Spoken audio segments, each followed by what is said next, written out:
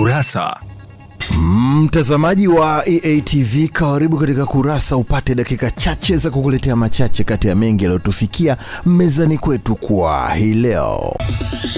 Tuanze kukupekulia kurasa kwa hili. Changamoto ya matengenezo ya mizani ya kisasa imeibua malalamiko kwa wakulima wa kahawa mkoani Kagera, wakisema hulazimika kutumia gharama kubwa kusafirisha mizani hiyo umbali mrefu inapoharibika. Wakulima hao wamependekeza kuwepo kwa mfumo utakaolazimisha kampuni zinazotengeneza mizani kufika kwenye AMCOS husika kwa ajili ya matengenezo.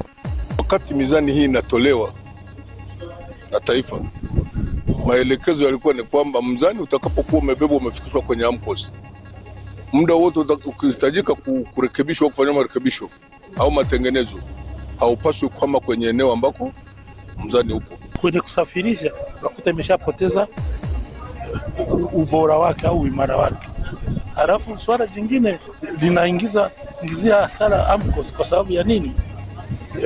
Gharama za kuisafirisha ambazo zinakuwa haziko kwenye budget ya AMCOS. Kinachoweza kufanyika pale ni kuhakikisha kuwashauri rotai ili wakaweze kusafiri, kuepusha gharama za vyama vya msingi. Mmesikia tumewaelekeza wale wanaotoa huduma ya mizani, lakini pia ofisi ya mrajisi imeshaleta watoa huduma zaidi ya mmoja kwenye eneo hilo.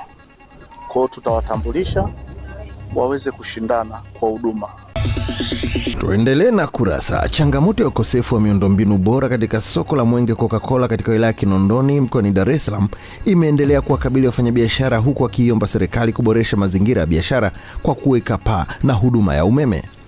Licha mjadala wa muda mrefu kuhusu wafanyabiashara wa upande mwingine wa Mwenge kuhamia katika eneo hilo, wafanyabiashara waliopo sasa wanasema wamejikita katika shughuli zao za kila siku na wanaamini maboresho ya miundombinu yataongeza ufanisi wa biashara na kuvutia wateja zaidi.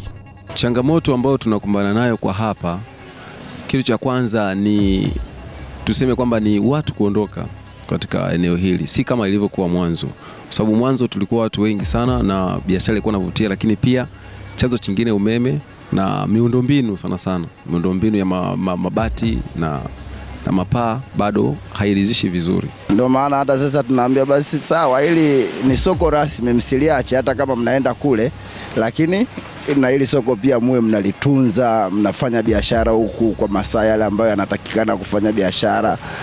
Ikishafika sasa usiku unaweza ukachukua hata pea zako kama ni viatu au nguo kadhaa, ukaenda kwenye watu wengi ukawaonyesha, ukapiga mbili zako umoja, ukapata nauli, ukatembea. Ni kweli wote tulitolewa kule juu kuletwa huku chini 2019. Umeona? Lakini baadaye kutokana na biashara huko zikawa ni ngumu, umeona, mmoja wakaanza kuondoka, mmoja na sio pale tu watu wote labda walienda pale tu, walienda sehemu nyingine tofauti. Umeona, wengine waliishia Mbezi, wengine wakaenda Kariakoo, wengine wakaenda mikoani. Kwa hiyo huko waliobaki wakabaki wachache.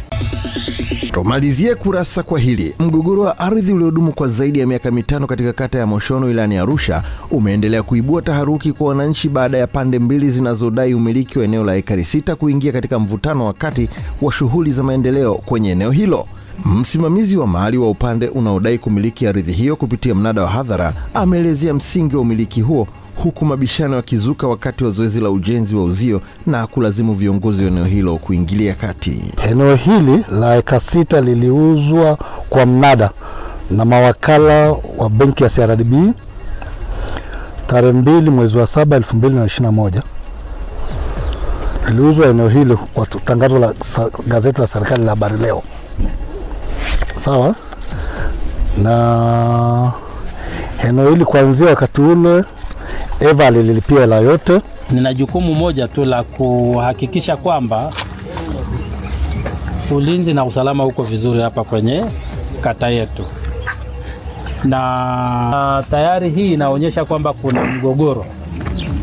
Jambo lolote ambalo lina mgogoro, sheria huwa inataka kwamba shughuli hii inayoendelea hapa kwenye shamba hili kwa sasa isimame mpaka tutakapojua muafaka wa jambo hili. Kwa kifupi, angekuja akijitambulisha, kwanza ningemtambua.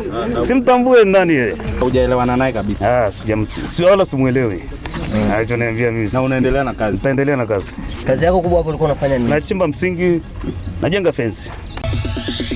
Tumekufungulia na kukufungia kurasa kwa hayo machache kati ya mengi yaliyotufikia mezani kwetu kwa hii leo. Tafadhali usikose kufuatilia kurasa hapo kesho. Kwa niaba ya wale wote walioshiriki kukuletea kurasa, jina langu ni Samson Charles. Nikikutakia wakati mwema kabisa na kimvua na kibaridi hapa mkoani Dar es Salaam. Endelea kuenjoy vipindi bomba na makini sana kupitia hapa East Africa TV.